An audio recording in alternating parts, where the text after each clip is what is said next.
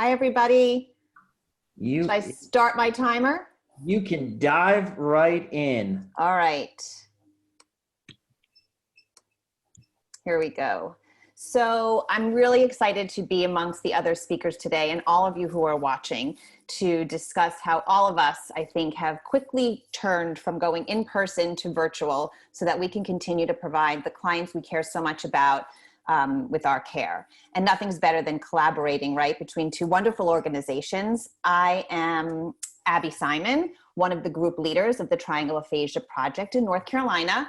And I run our Intensive Aphasia Day, which meets once a week for 3 hours. I run a communication support group and a new group called Cook and Gab with Abby that actually is a spinoff of today's topic, which is hobby hosting. And I also have a private practice that has caused me to learn how to give intensive aphasia therapy online.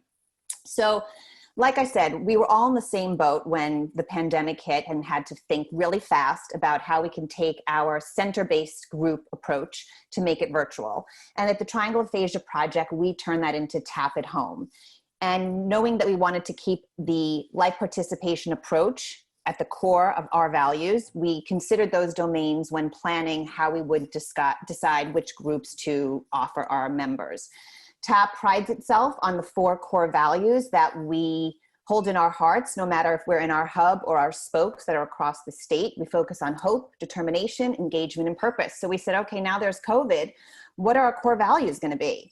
And we said, of course, there's still going to be hope, determination, engagement, and purpose. So how are we going to do that? Well, first I had this realization that when COVID hit, people with aphasia who already experience isolation were able to share some of everybody's feelings of adjustment. We all had isolation to adjust to. We all had to adjust to virtual communication, feelings of loss and fear and worry and concern. We all, aphasia or not, had to learn how to stay in touch with people. And most importantly, we had to figure out how are we going to continue or learn new ways to participate in activities that really matter. And that's when I said, I think one of the things that we've done successfully on site was running a hobby host group, which was 1 hour of the 3 of our intensive days. And it didn't run all year. It runs for about a month or 2, in which group members, and that group is typically a very mixed group of people with aphasia, different types of aphasia severity and types. And it's a large group that ranges from about 12 to 16 people. We use multimodal communication, and each week someone is chosen to prepare for the week that's coming to give a 5 to 15 minute talk.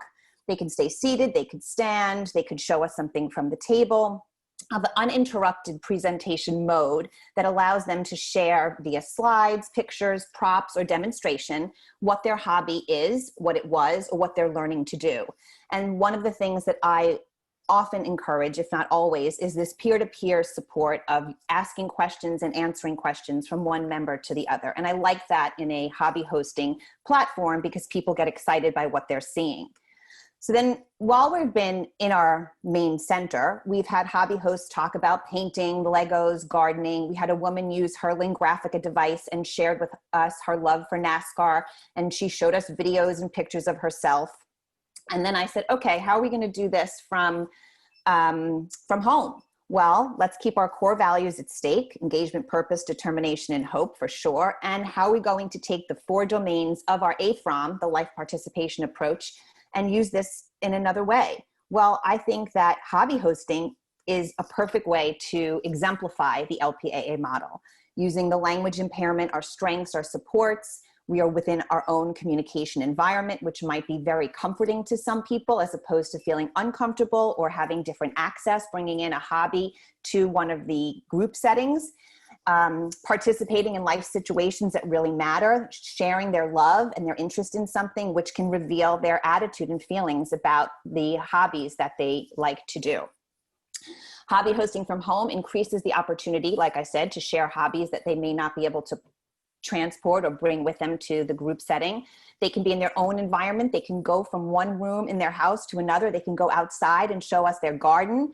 And the best part is the collaborative, the natural collaborative interaction that results from their communications partners, the communication partners who may need to be involved and help them out.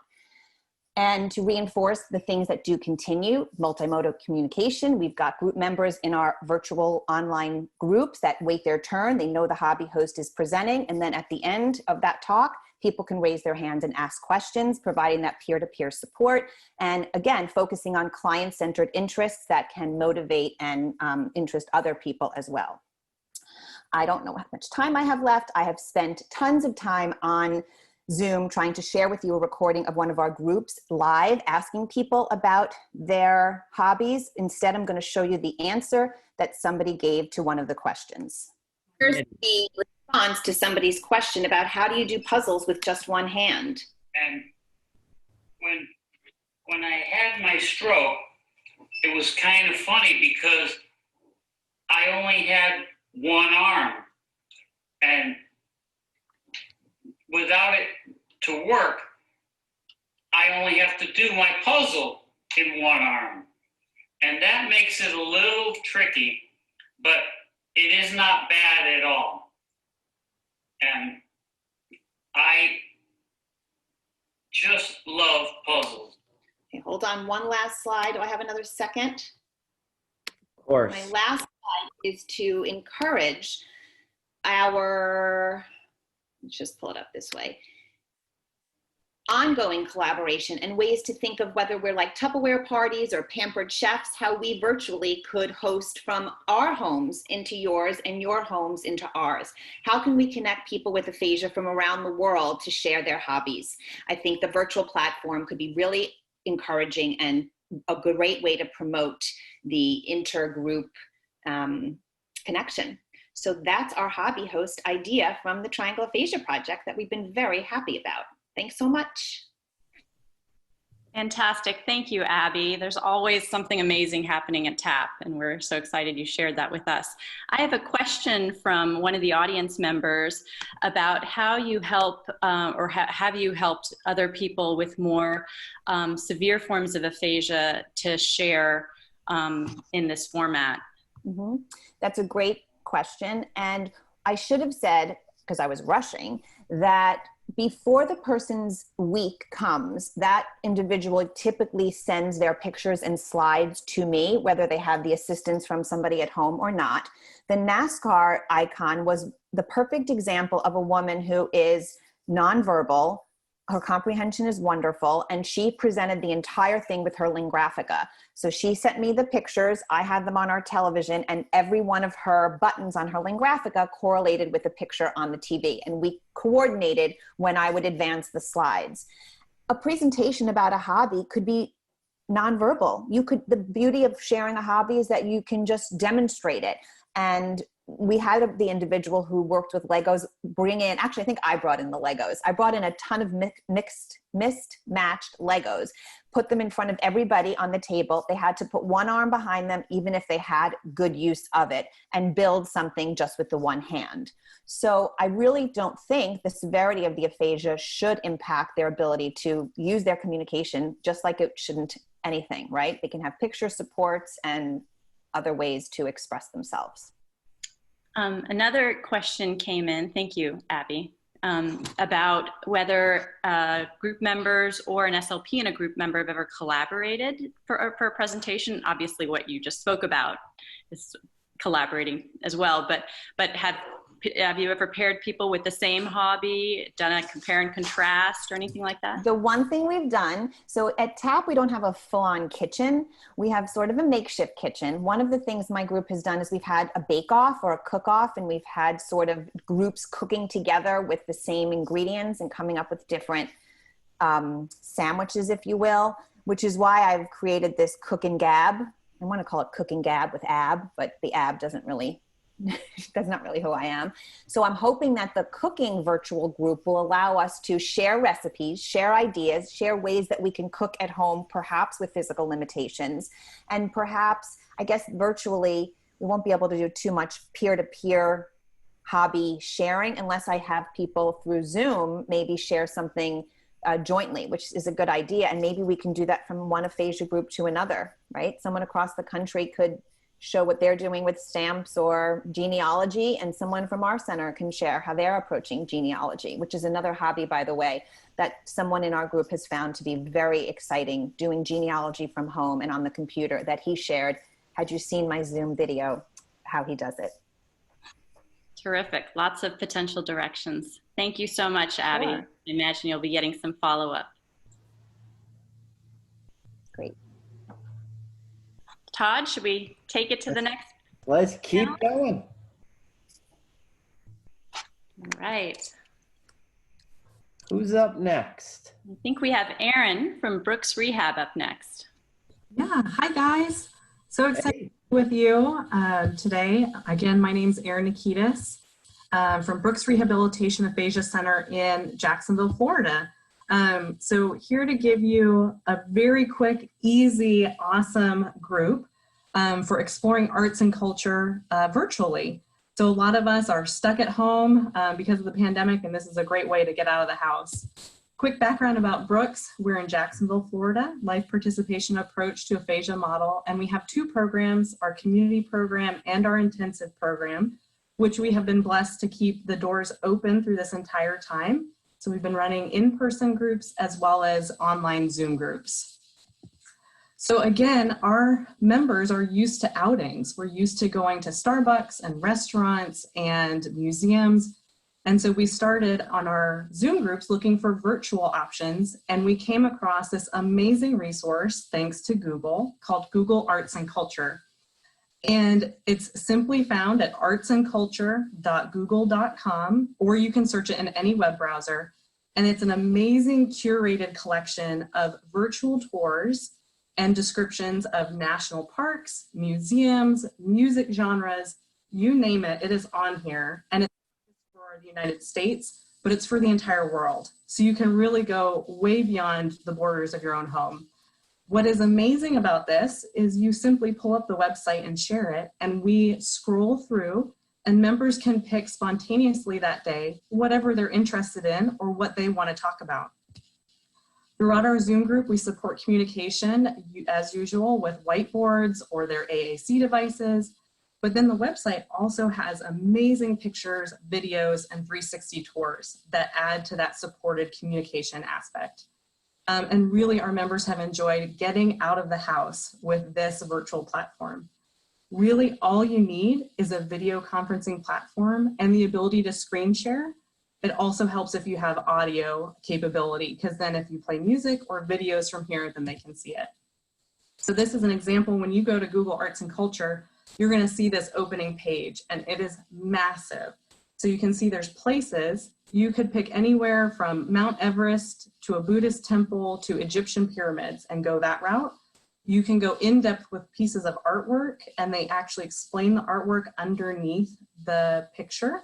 Or you can go inside of museums, anywhere from the Natural History Museum to across the sea to the Louvre and beyond, really. So it's really fantastic because really there's no limit to this website. Our members have really gotten intrigued with the American Wonders Project, which is a subset of the whole arts and culture page. And this is just an example of our Facebook post that we post to get people intrigued and to call in for us.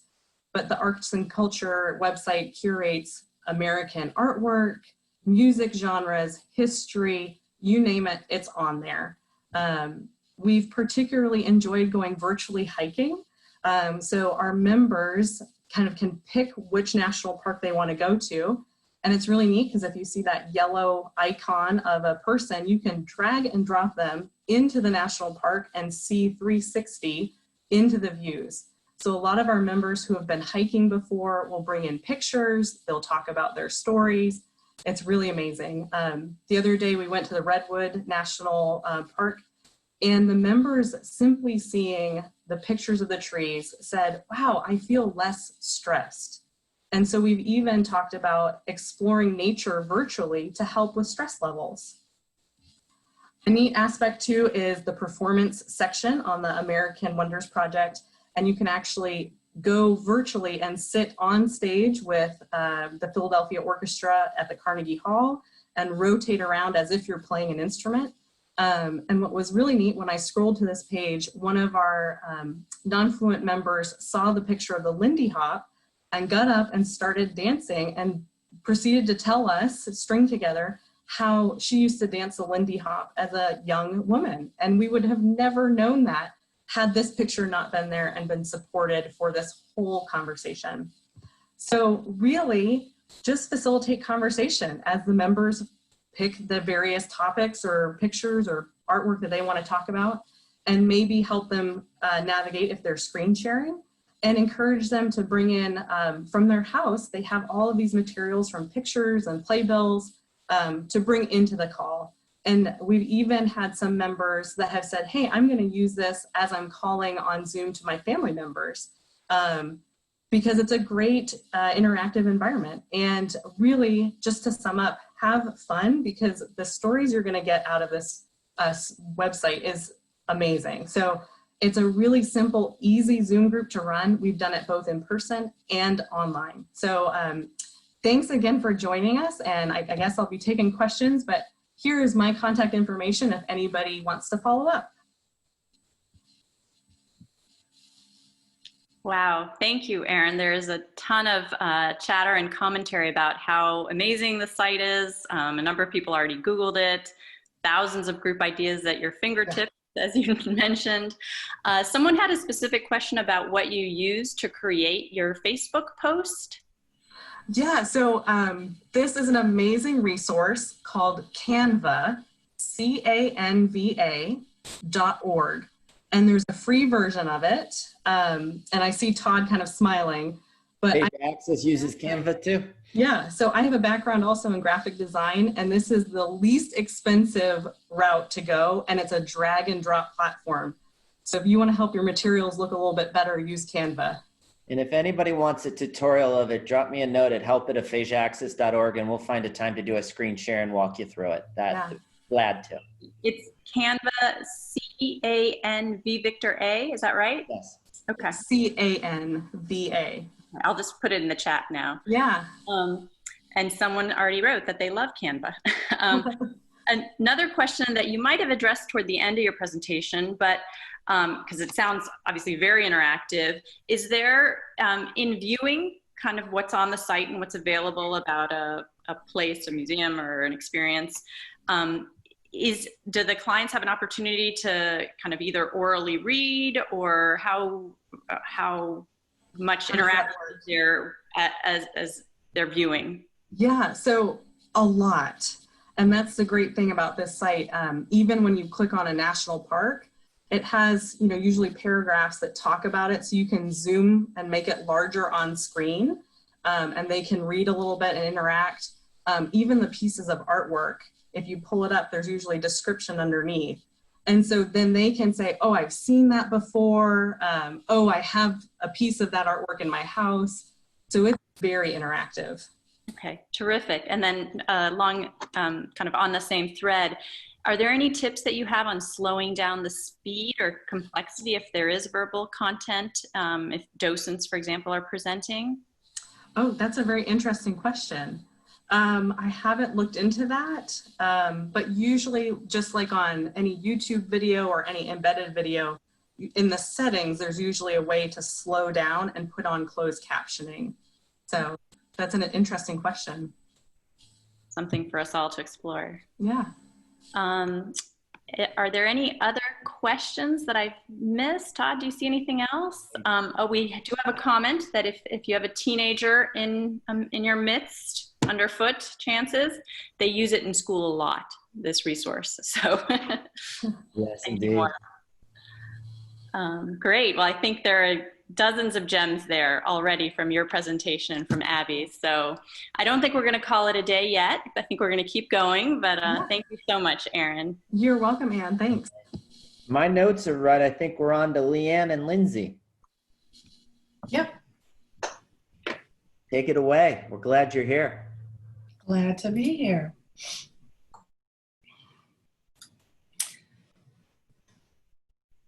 Hello, everyone. I'm Leanne Spell, and I'm joined by my colleague, Lindsay Cater, and we are talking to you from the University of South Carolina in Columbia, South Carolina. We work at the U of SC Aphasia Lab, and we're happy to talk with you today about our virtual lunch bunch. I'm going to do a little introduction to tell you how it came about in the non-virtual view, and then Lindsay's going to take it away and how we've transitioned that into the virtual view. So in the beginning, we've always offered support groups for language groups for our folks with aphasia. And that's something we work with Julius Frederickson. It's something that he thinks is important. He's done for many years. So what we found was many people were saying, many support partners were saying, well, what about our group? We need a group too. And we said, you absolutely do need a group as well. Of course, we didn't have funding for that group. So we were trying to figure out, well, how can we come up with something that support partners, family members, friends, anybody can participate in. So we got a group together and we kind of brainstormed about what we can do. We wanted to find something that everybody likes to do, and what everybody likes to do is go out to eat. So that was kind of the beginning of our lunch bunch. We decided that we would get together at a local restaurant once a month. And not only was it a time for support partners, people with aphasia, students, SLPs, anybody who was interested in aphasia to get together, but was also an opportunity to kind of do some training and education of people who work in the restaurant business. So we were also trying to make them more aware of how to better or have an easier time of communicating with people with aphasia. So our first group met at a restaurant that's right across the street from our lab. We had 4 couples who came, and we had a fantastic time. So that was 2 years ago. And since then, it's become very popular. Every month, Lindsay puts together, and it's gotten more difficult because we are having more and more people, but Lindsay chooses a place. Usually there are recommendations from folks in our group. And we get together. Sometimes we do lunch, sometimes we do dinner. Some of the members like to do happy hour, but this has become very popular as many of our care partners say, you know, I've never had a chance to talk with someone else who's going through the same thing. So like I said, it's become very popular. In fact, our last in-person lunch bunch, which was held in February of this year, had over 40 people. So that's become a challenge, is finding restaurants that can hold all of us. So here are some pictures from some of our last lunch bunches. So then came March of this year, and Lindsay, who just has such an ambitious and kind spirit, said, well, we can keep doing lunch bunches. So she's going to talk about that. Hello, everybody. So we, like everybody else, went virtual in March, not only with this program, but also with our aphasia recovery groups, which meet every Friday morning.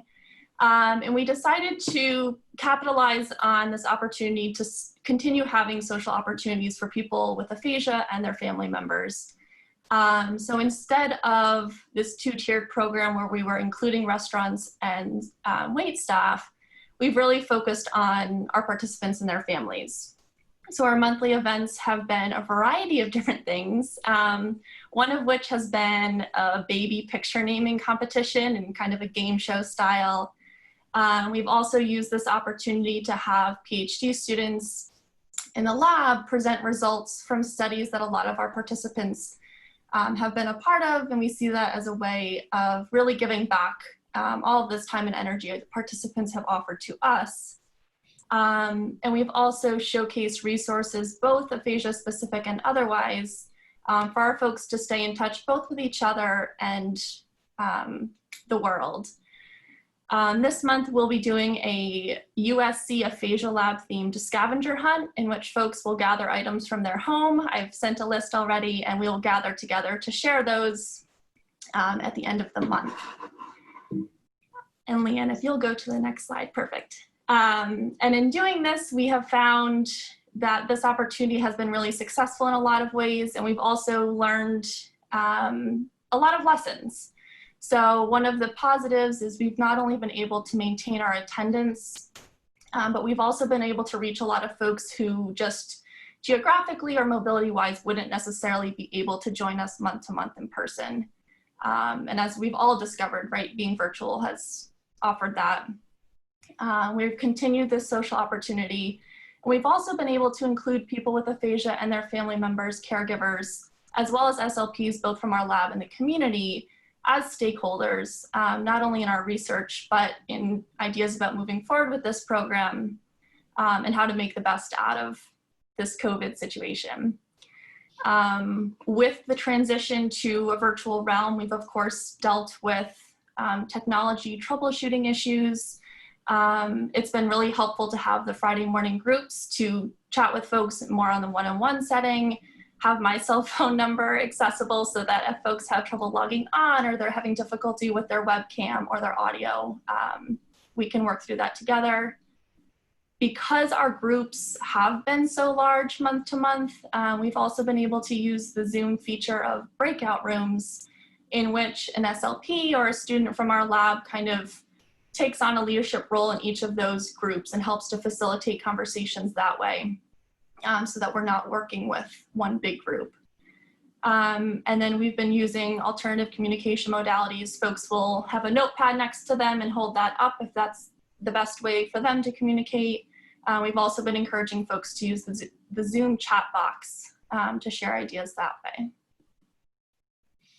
So this is our last lunch bunch, where one of our care partners is trained in Tai Chi, and she actually led us in Tai Chi to open our session, and then we got to sharing our resources. So it's been, again, a great collaboration of not only people with aphasia and their family, but a lot of our undergraduate master's students who help us out in the lab have been able to participate in these as well.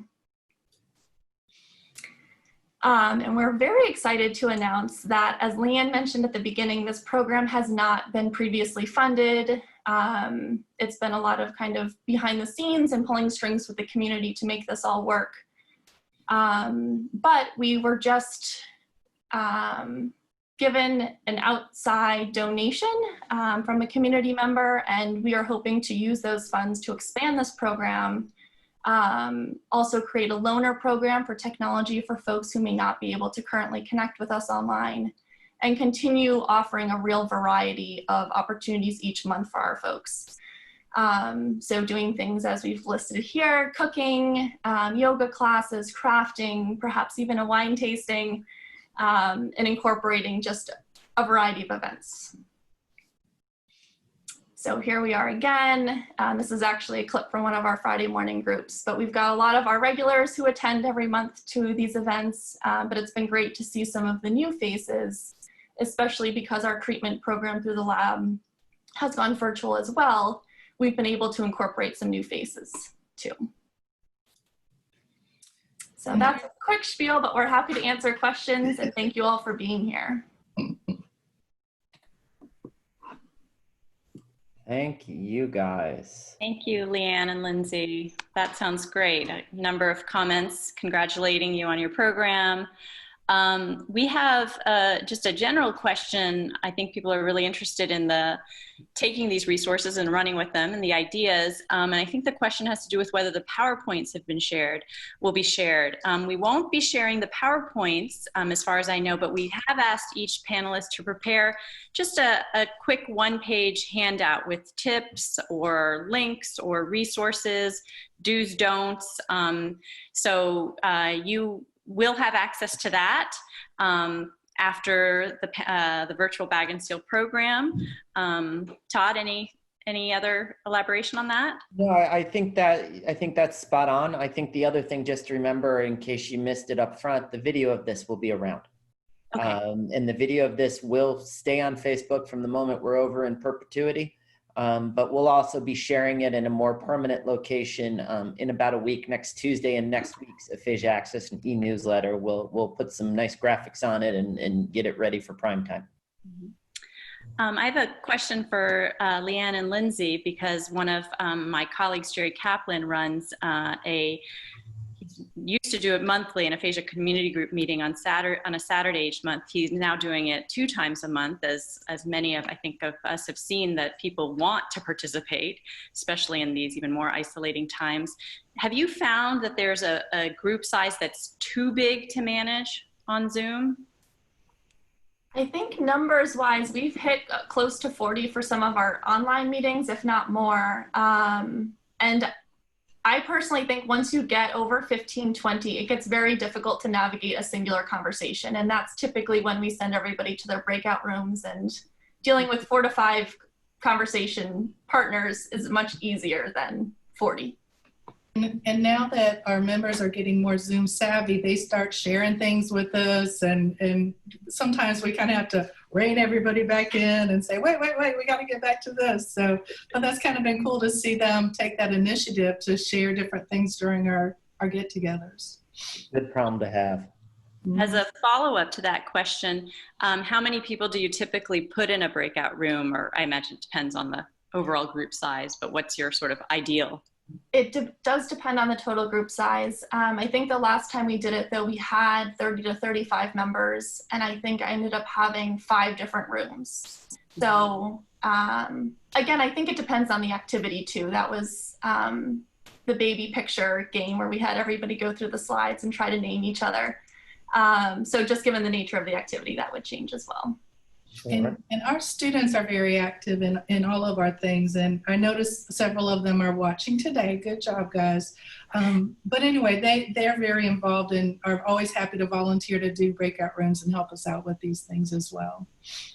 There's a number of comments agreeing that anything over 10 to 15 gets difficult to manage with turn taking and conversations, and that breakout rooms with a facilitator are very helpful. So.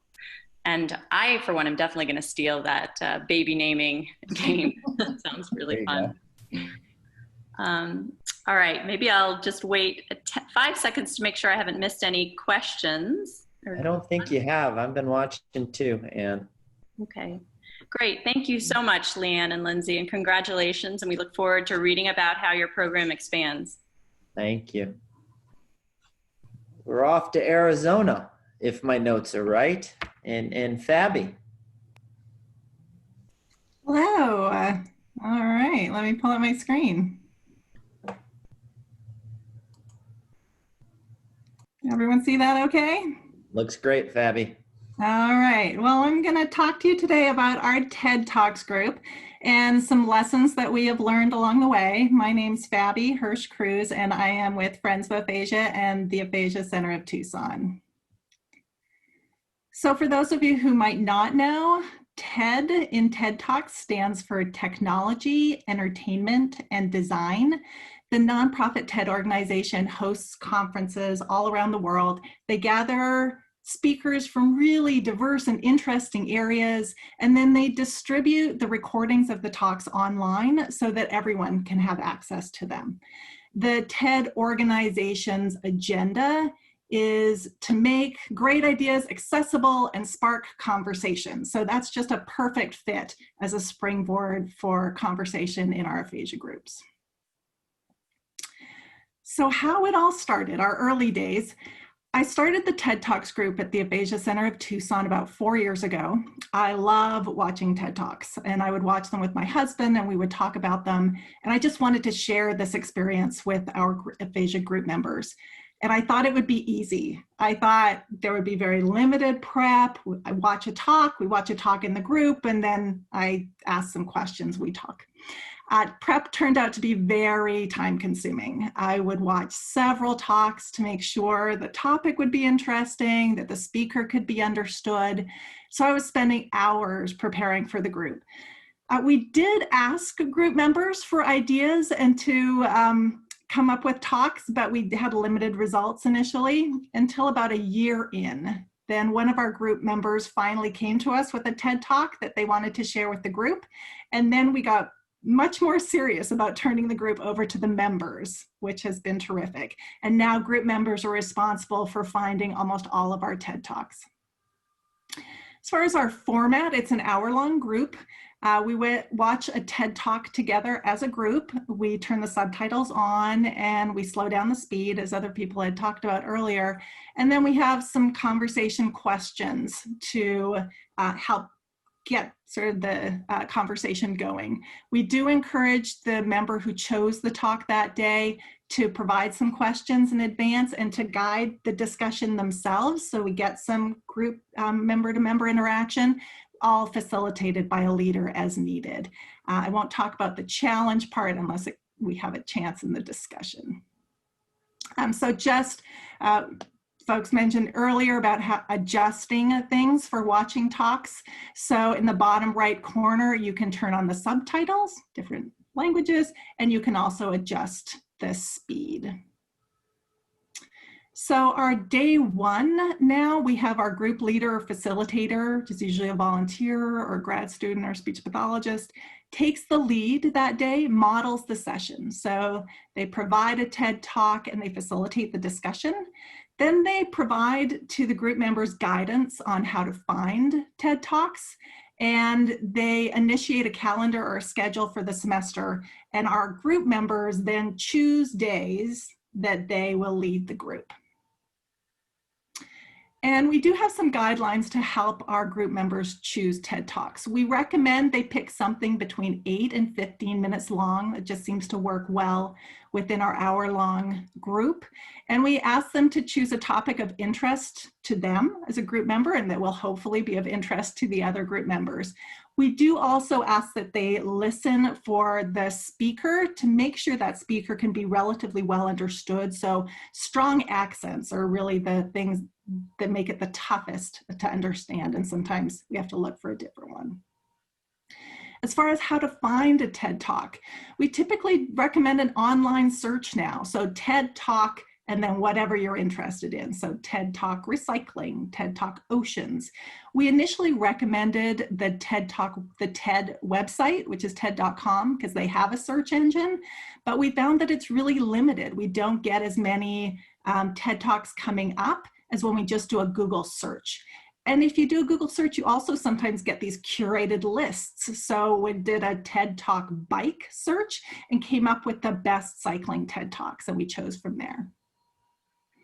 So talks we've done recently, they run all over the place. I've just listed some here. Get comfortable with being uncomfortable. When technology can read minds, how will we protect our privacy? Geocaching. How to make stress your friend. What a bike ride can teach you. And what I learned from 100 Days of Rejection. That was the one I picked. And then some accommodations for our online or remote groups. When we had our in-person groups, we just had our group members bring in the name of the talk or the link at the beginning of the group. We would pull it up and watch it. We've had to be much more organized now with our online groups. We do them via Zoom. The member who is presenting that week provides the name or the link to the TED Talk via email to our group facilitator on Monday, and our group is on Friday. The facilitator checks out the talk, makes sure we can get to it, hasn't been done recently, we can understand the speaker well, and then the facilitator sends out the link to the group members on Wednesday to watch in advance of our Friday session. We always plan to watch the TED Talk during the Friday session, but we're always worried about technical issues. So fortunately, knock on wood, we've always been able to watch it during the session as well.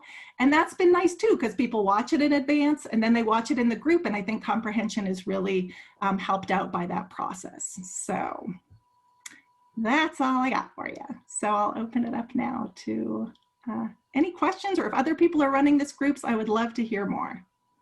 Thank you so much, Fabi. A lot of excitement about this presentation as well. A couple of questions have come up. Did the talks ever touch on, and I'm gonna put this in quote, touchy topics, or do you or the facilitator steer away from those? Steer the clients away from choosing them? We haven't had a talk really that we've said that won't work. And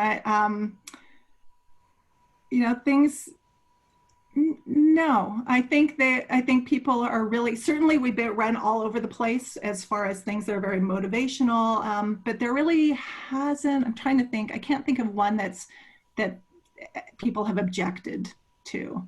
I will say we just did one on aphasia, and the group member chose Jessica Richardson. So I contacted her and she was so gracious to Zoom bomb at the end of our group, which was been fantastic.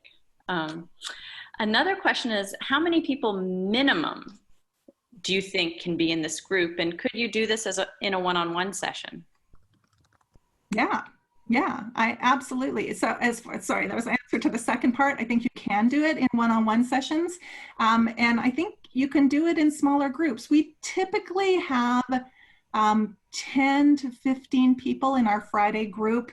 Our conversation groups, we go into breakout rooms and we do like just 3 to 5 people per group. But for the Zoom group or the TED Talks group, it's usually a bigger group. But I think I can see no reason why you couldn't do it in a smaller group. I think it would be great. People would get more opportunities for conversation. I think 1, 2, 3 people, I think it'd work beautifully. And how would you say, or has it changed now that you're doing it virtually instead of in person?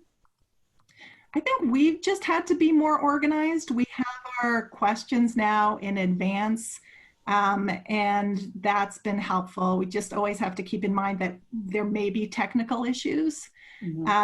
But otherwise, I think it's worked out really nicely. We can have more people now actually participate in our TED Talks group. It used to just be one of the groups we offered in our 3-hour morning session. Now it's an extra group on Fridays, and we've had a lot of interest, so it's worked out well.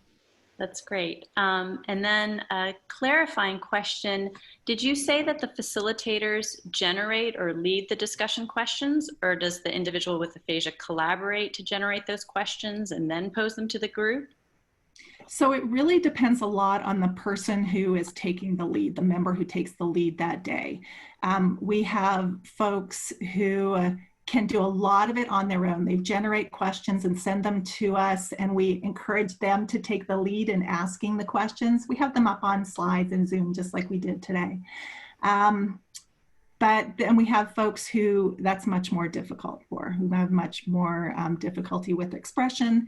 And we ask, can we help you with some questions? Sometimes they'll provide some ideas and we'll generate some questions to put in the slides. And then we facilitate as needed during the group. So it really just depends on the group members' abilities and their how much they want us to help. Great. I think I have a comment from, I thought I had a comment from Denise, who might also run a TED Talk group. Oh, great. And I thought I saw that Denise is.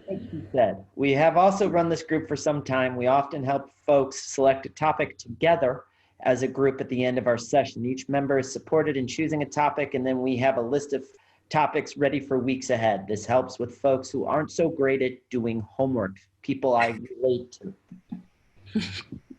Yeah, we turn that over to our dear graduate student who has to contact the group member. And folks have been really good actually about sending information in. And often we know them so well, we can suggest a few topics, like the geocaching one was one that we had suggested as an option because we knew he had presented before about geocaching. Mara from TAP says they're starting one next week. So this has been really helpful. And I will also add the GEM tip that you gave, not to necessarily use the TED website for your search, but to do the Google search of TED Talk and how you can get curated lists. That's a great tip. So I will file that away for my TED Talk group when I start one. Yeah, that's a good one. Thank you, Fabi. I think we're right on time for our last panelist. Thank you so much. Lissa. Hi, everyone. Let me just start my slides here.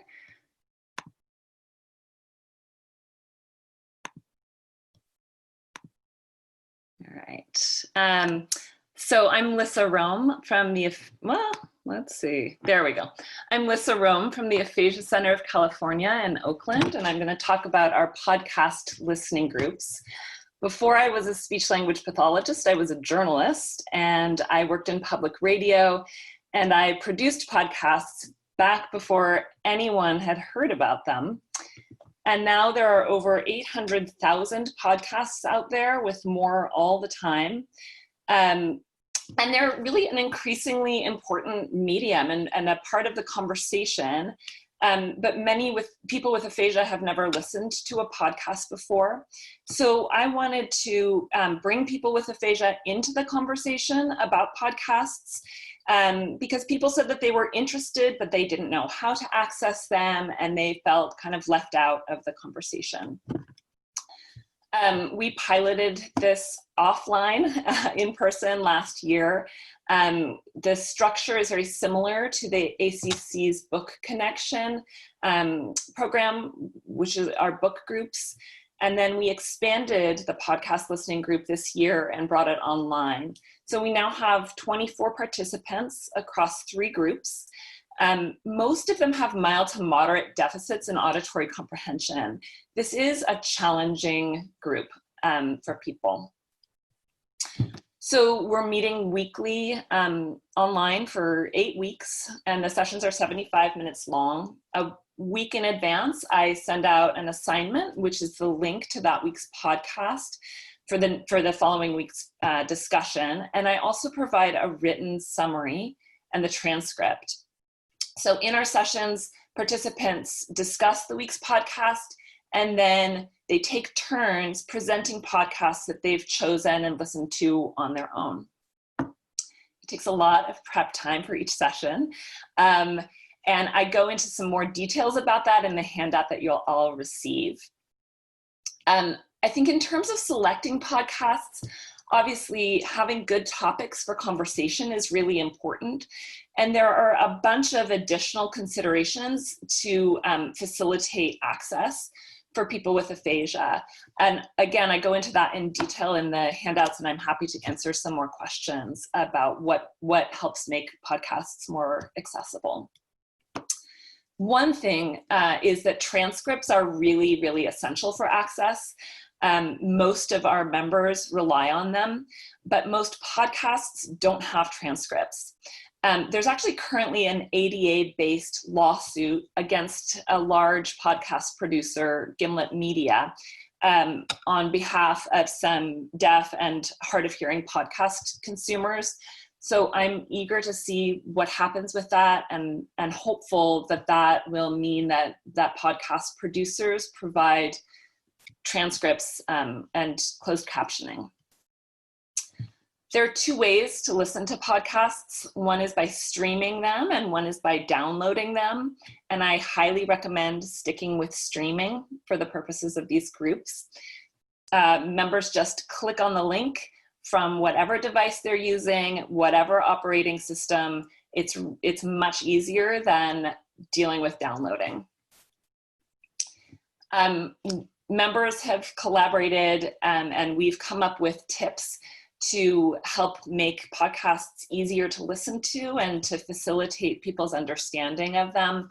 So those I've gone through again in more detail in the handout. One thing that comes up is listening at a slower rate. This has come up before in these presentations. It is possible, interestingly, in our groups, no one who's tried that adaptation has continued to use it. People haven't liked it very much. So in our groups, members discuss the podcast that was assigned, and I come prepared with questions to spark conversation. And a lot of the conversation just naturally flows because people have thoughts and observations about what they've heard. I also pull up images on Zoom to screen share. So both as questions and ideas come up, but also in advance to support the understanding. And then at the end of our sessions, members take turns presenting the podcast that they've listened to and independently. And those presentations last 10 or 15 minutes, and we leave time for questions and discussion. So the feedback that we've gotten from participants has been really, really positive.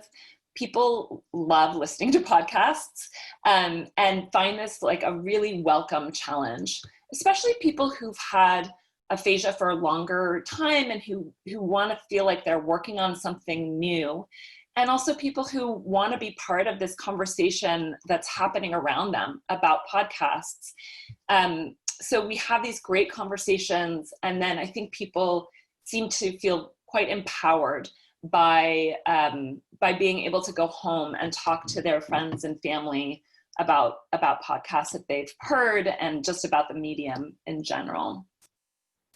So a longtime participant at the Aphasia Center of California said, Since I had never used a podcast before, it opened up a new world for me.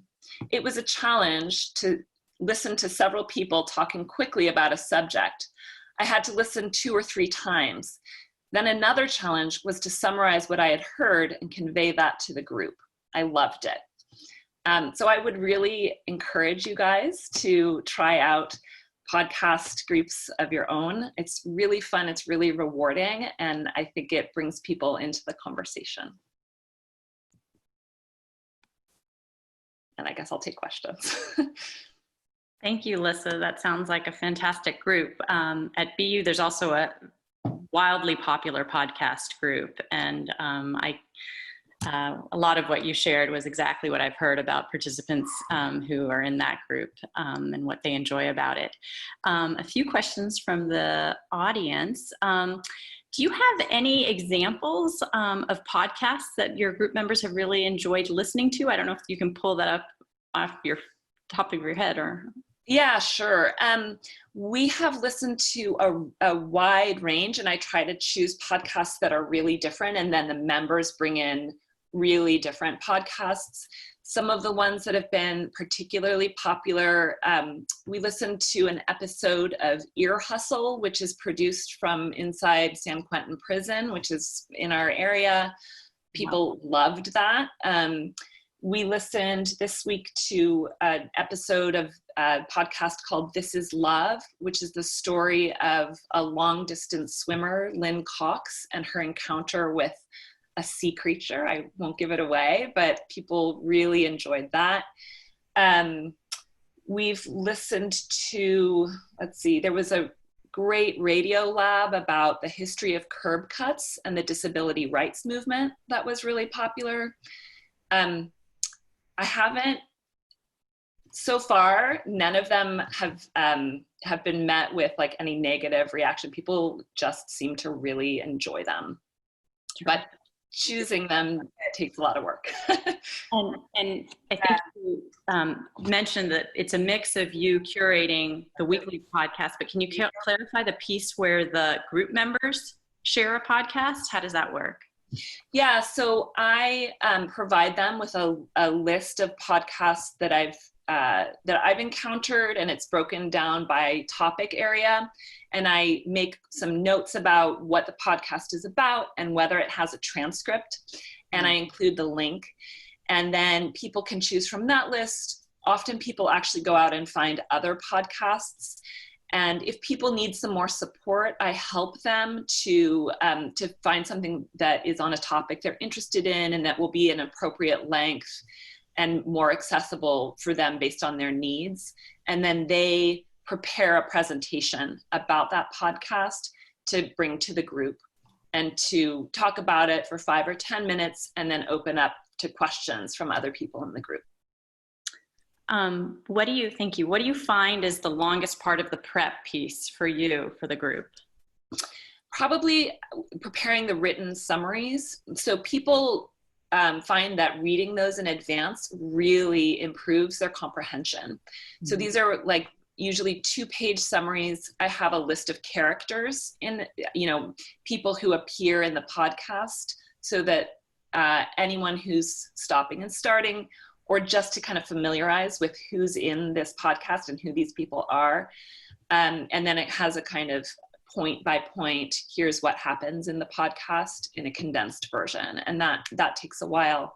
And I think selecting podcasts takes a while, but I listen to a ton of them and I'm always making mental notes about what I think will go well. Fantastic. Well, I think there are several other questions, a lot of, you've inspired a lot of just kind of mulling over kind of how people might implement this at their own centers and find podcasts. But I think we're getting close to time, and I just saw a lovely comment that I might share because I feel like it sort of sums up what the Bragg and Steele, and now the virtual Bragg and Steele is about. And Barbara Shadden writes, not a question, but a comment. Fabulous ideas that breathe life into virtual groups and therapies. We are so lucky to have such a richness of professionals working with those living with aphasia. So And I just wanted to extend, since we're ending with Lissa, who's in California, just let all of our friends and colleagues and clients who are in California, especially Northern California with the fires, know that we're thinking of them. If there's anything we can do to support you, please don't hesitate to reach out. Yeah, for sure. And I think that Barbara's last comment not only sums it up, but it certainly says we should do this again.